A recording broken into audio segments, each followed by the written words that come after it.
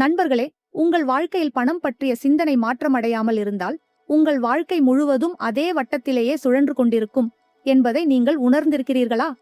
பணம் சம்பாதிப்பது மட்டும் வாழ்க்கையின் இலக்கு அல்ல. பணம் தானாக வந்து சேரும் மனநிலையை உருவாக்குவதுதான் உண்மையான மாற்றம்.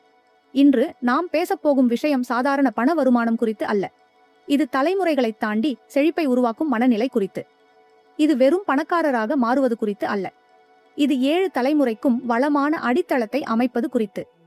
ஒரு நிமிடம் உங்கள் குடும்ப வரலாற்றை நினைத்து பாருங்கள். உங்கள் முன்னோர்கள் எப்படி வாழ்ந்தார்கள்? அவர்கள் என்ன சிந்தித்தார்கள்? அவர்கள் எதிர்கொண்ட சிரமங்கள் என்ன? இன்று நீங்கள் அனுபவிக்கும் வசதிகளில் எவ்வளவு அவர்கள் உழைப்பின் கண்ணீர் கலந்திருக்கிறது? ஆனால் ஒரு முக்கியமான கேள்வி உள்ளது.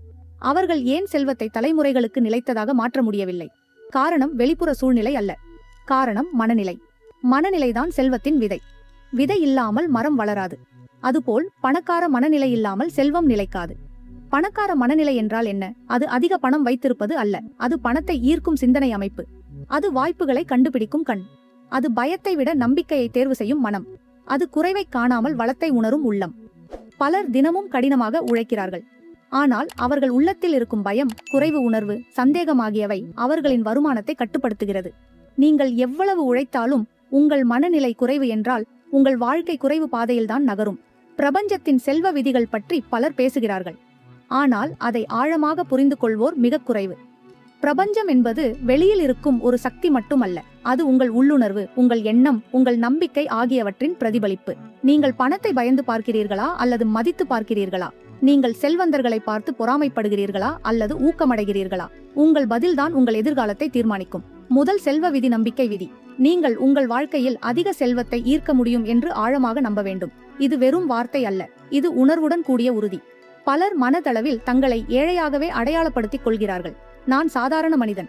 எனக்கு பெரிய விஷயங்கள் முடியாது. பணம் சம்பாதிக்க அதிர்ஷ்டம் வேண்டும். இப்படி உள்ளத்தில் பதிந்த நம்பிக்கைகள்தான் செல்வத்தை தடுக்கின்ற சுவர். அந்த சுவரை உடைக்காமல் நீங்கள் எவ்வளவு முயற்சி செய்தாலும் பயன் குறைவு. நீங்கள் இன்று ஒரு புதிய தீர்மானம் எடுக்க வேண்டும். நான் என் குடும்பத்தில் செல்வ மனநிலையை மாற்றப் போகிறேன் என்று. நான் என் தலைமுறையின் தொடக்கப்புள்ளி. என்னிடம் இருந்து 7 தலைமுறைக்கும் செழிப்பு செல்லும் என்று. இந்த எண்ணம் உங்கள் உள்ளத்தில் உறுதியாக பதிய வேண்டும். ஏனெனில் எண்ணம் விதை, உணர்வு நீர், செயல் உரம். இந்த 3ம் சேரும் போதுதான் செல்வ மரம் வளர ஆரம்பிக்கும். இரண்டாவது செல்வ விதி மதிப்பு உருவாக்கும் விதி. பணம் என்பது ஒரு காகிதம் அல்ல. அது மதிப்பின் பிரதிபலிப்பு. நீங்கள் உலகத்திற்கு என்ன மதிப்பு அளிக்கிறீர்கள் என்பதே உங்கள் வருமானத்தை நிர்ணயிக்கிறது. பலர் அதிக பணம் வேண்டும் என்று விரும்புகிறார்கள். ஆனால் அவர்கள் அதிக மதிப்பு கொடுக்க தயார் இல்லை. நீங்கள் உங்கள் திறமையை மேம்படுத்துகிறீர்களா?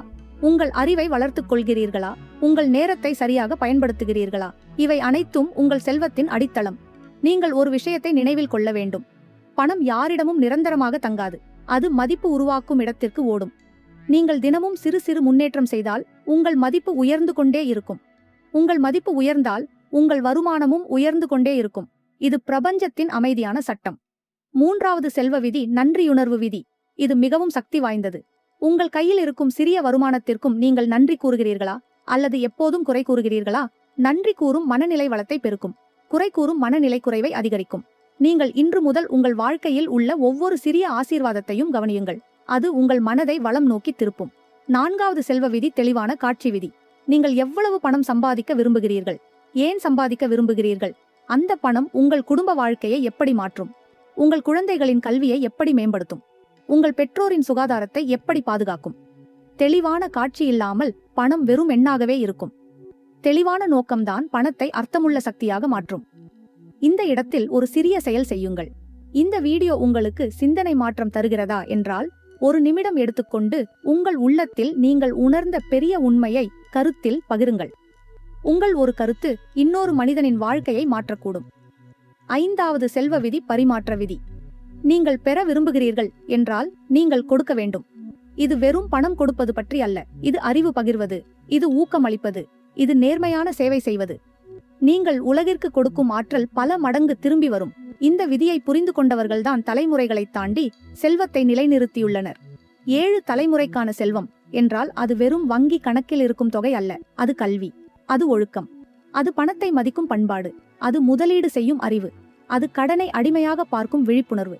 நீங்கள் இன்று உங்கள் குழந்தைகளுக்கு எந்த மனநிலையை கற்றுக் கொடுக்கிறீர்கள்? பணம் பற்றி பயம் அல்லது நம்பிக்கை? இதுவே 7 தலைமுறையின் திசையை நிர்ணயிக்கும். பல குடும்பங்களில் ஒரு தலைமுறை கடினமாக உழைத்து செல்வம் சேர்க்கிறது. ஆனால் அடுத்த தலைமுறை அதை இழக்கிறது. காரணம் பணம் குறைவல்ல. காரணம் பணக்கார மனநிலை பரிமாறப்படாதது. நீங்கள் உங்கள் குழந்தைகளுக்கு பணம் மட்டும் கொடுத்தால் அது குறையும். ஆனால் நீங்கள் பணம் உருவாக்கும் சிந்தனையை கொடுத்தால் அது பெருகும். பிரபஞ்சத்தின் சட்டங்களில் ஒன்றான ஈர்ப்பு விதி மிகவும் ஆழமானது. நீங்கள் எந்த அதிர்வில் இருக்கிறீர்களோ அதே மாதிரியான சூழ்நிலைகளை நீங்கள் ஈர்க்கிறீர்கள். நீங்கள் எப்போதும் பயத்தில் இருந்தால் பயத்தை உறுதிப்படுத்தும் நிகழ்வுகள் வரும். நீங்கள் நம்பிக்கையில் இருந்தால் வாய்ப்புகள் வரும். இது மாயை அல்ல, இது மன அறிவியல் மற்றும் உணர்ச்சி ஒழுங்கின் விளைவு. நீங்கள் இன்று முதல் உங்கள் சொற்களை கவனியுங்கள். நான் ஏழை, எனக்கு முடியாது, சந்தை மோசம், காலம் கெட்டது. இப்படி சொல்லும் ஒவ்வொரு வாக்கியமும் உங்கள் மனதில் தடையாக பதியும். அதற்கு பதிலாக நான் கற்றுக்கொள்கிறேன், நான் வளர்கிறேன், வாய்ப்புகள் என்னை நோக்கி வருகிறது. இப்படி பேச ஆரம்பியுங்கள். முதலில் அது செயற்கையாக தோன்றலாம், ஆனால் தொடர்ந்து செய்தால் அது உங்கள் அடையாளமாக மாறும்.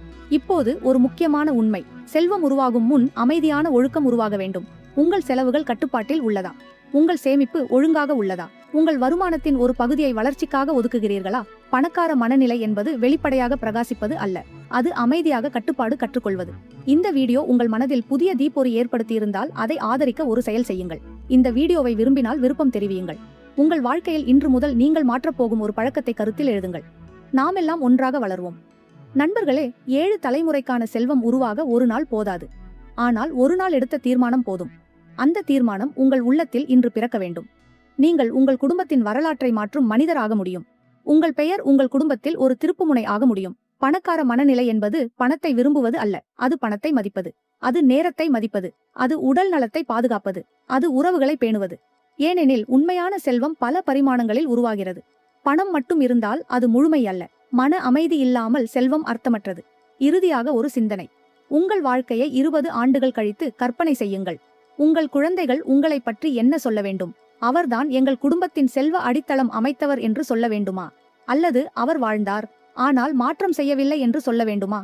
இந்த கேள்வி உங்கள் உள்ளத்தில் பதில் தேடட்டும். இந்த பயணம் இங்கே முடிவடையவில்லை. இது இப்போதுதான் ஆரம்பம். நீங்கள் இன்று எடுத்த உறுதியை தினமும் நினைவூட்டிக் கொள்ளுங்கள். உங்கள் எண்ணங்களை உயர்த்துங்கள். உங்கள் செயலை ஒழுங்குபடுத்துங்கள்.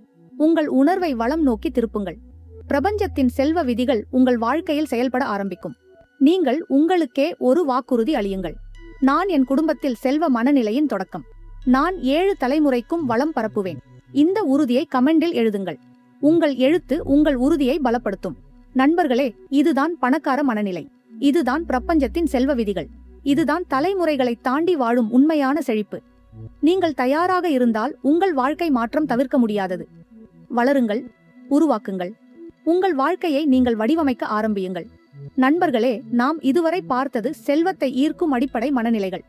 ஆனால் இப்போது நாம் இன்னும் ஆழமாக செல்வோம். ஏனெனில் 7 தலைமுறைக்கான செல்வம் என்பது ஒரு இலக்கு மட்டுமல்ல, அது ஒரு வாழ்க்கை முறை. அது ஒரு அடையாள மாற்றம். நீங்கள் பணம் சம்பாதிப்பவராக இருக்க வேண்டாம். நீங்கள் செல்வம் உருவாக்குபவராக மாற வேண்டும். ஒரு விஷயம் மிகவும் முக்கியம். உலகத்தில் 2 வகை மனிதர்கள் உள்ளனர்: சம்பளம் பெறுபவர்கள், செல்வம் உருவாக்குபவர்கள். சம்பளம் பெறுபவர்கள் நேரத்தை பணமாக மாற்றுகிறார்கள். செல்வம் உருவாக்குபவர்கள் சிந்தனையை சொத்தாக மாற்றுகிறார்கள். நீங்கள் எந்த வரிசையில் இருக்க விரும்புகிறீர்கள்? உங்கள் பதில்தான் உங்கள் எதிர்கால பாதையை நிர்ணயிக்கும். செல்வம் உருவாக்குபவர்கள் ஒரு முக்கியமான பழக்கத்தை கடைபிடிக்கிறார்கள். அவர்கள் வருமானத்தை மட்டும் பார்க்கவில்லை, அவர்கள் சொத்துக்களை உருவாக்குகிறார்கள். வருமானம் வந்துவிட்டு போகும், ஆனால் சொத்து நிலைத்திருக்கும். அது நிலமாகலாம், அது அறிவு ஆகலாம், அது தொழிலாகலாம், அது முதலீட்டு பழக்கமாகலாம். 7 தலைமுறைக்கும் செல்வம் வேண்டும் என்றால் சொத்து சிந்தனை வளர வேண்டும். இப்போது உங்கள் மனதில் ஒரு கேள்வி எழலாம்: நான் சாதாரண குடும்பத்தில் பிறந்தவன், எனக்கு பெரிய ஆதாரம் இல்லை, நான் எப்படி தொடங்குவது? நினைவில் கொள்ளுங்கள், எந்த பெரிய மரமும் சிறிய விதையிலிருந்துதான் வளர்கிறது. உங்கள் முதல் விதை சேமிப்பு, உங்கள் 2வது விதை அறிவு, உங்கள் 3வது விதை ஒழுக்கம். இந்த 3ஐயும் இணைத்தால் செல்வத்தின் அடித்தளம் உருவாகும். பலர் பணம் சம்பாதித்ததும் வாழ்க்கை முறையை உயர்த்துகிறார்கள். ஆனால் பணக்கார மனநிலை கொண்டவர்கள் முதலில் சேமிப்பை உயர்த்துகிறார்கள்.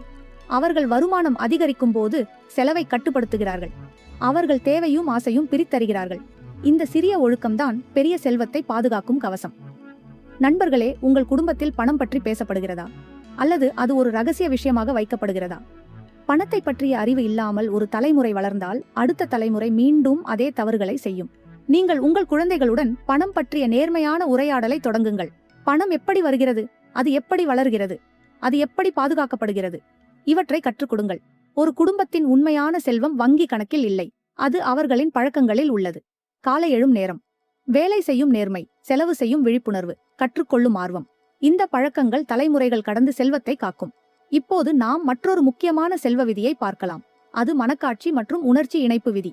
நீங்கள் செல்வந்தராக மாற விரும்புகிறீர்கள் என்றால் செல்வத்தின் உணர்வை இப்போதே அனுபவிக்க வேண்டும். இது ஆடம்பரம் காட்டுவது அல்ல, இது உள்ளார்ந்த நம்பிக்கை. நான் வளமானவன், நான் மதிப்புமிக்கவன், நான் உலகிற்கு தேவையானவன் என்ற உணர்வு. நீங்கள் ஏற்கனவே இல்லாததை உணர முடியுமா? ஆம், முடியும். நீங்கள் ஒரு வீட்டை வாங்கும் முன் அதை கற்பனை செய்கிறீர்கள். நீங்கள் ஒரு இலக்கை அடையும் முன் அதை மனதில் உருவாக்குகிறீர்கள். அதுபோல செல்வ மனநிலையையும் தினமும் மனதில் உறுதிப்படுத்த வேண்டும். இது உங்களை செயல்பட தூண்டும். நண்பர்களே, ஒரு நிமிடம் சிந்தியுங்கள். உங்கள் வாழ்க்கையில் இன்று வரை நீங்கள் பணத்தை பற்றி எந்த நம்பிக்கைகளை வைத்திருக்கிறீர்கள்? பணம் கெட்டது, பணக்காரர்கள் மோசமானவர்கள், அதிக பணம் இருந்தால் பிரச்சனை வரும்.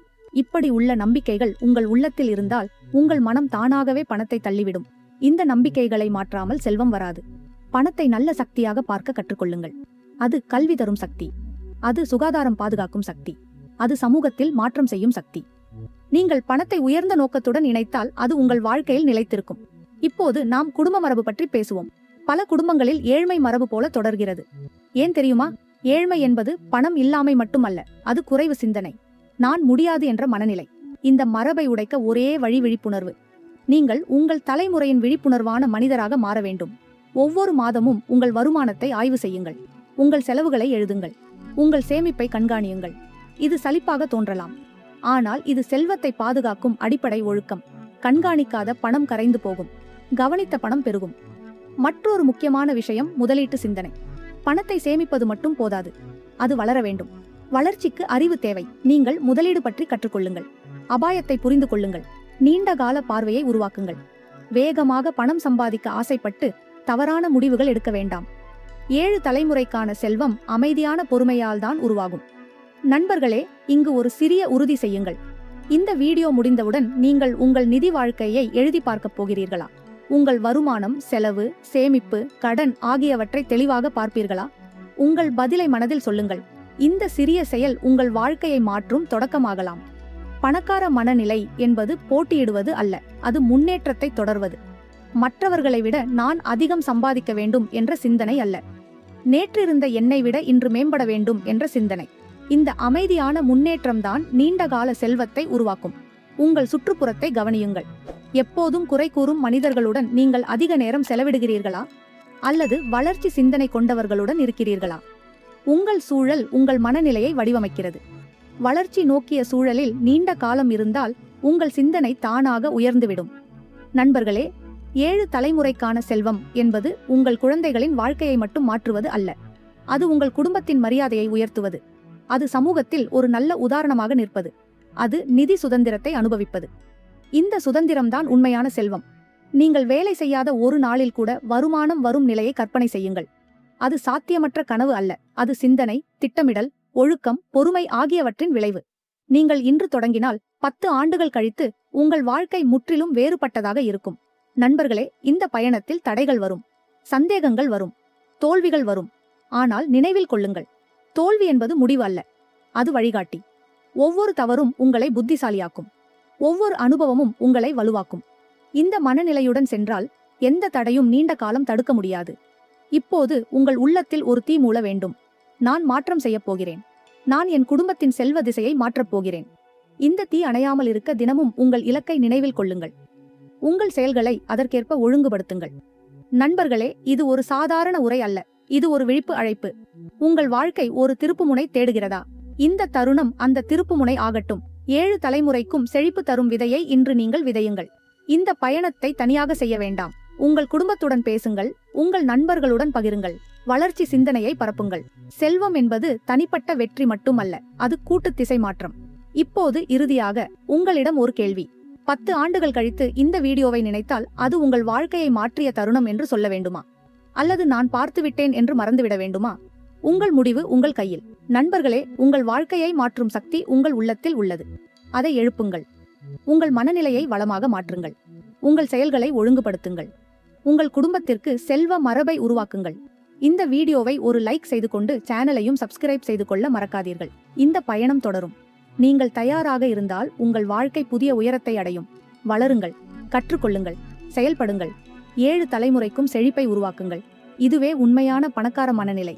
இதுவே பிரபஞ்சத்தின் செல்வ விதிகள் செயல்படும் தருணம். நன்றி.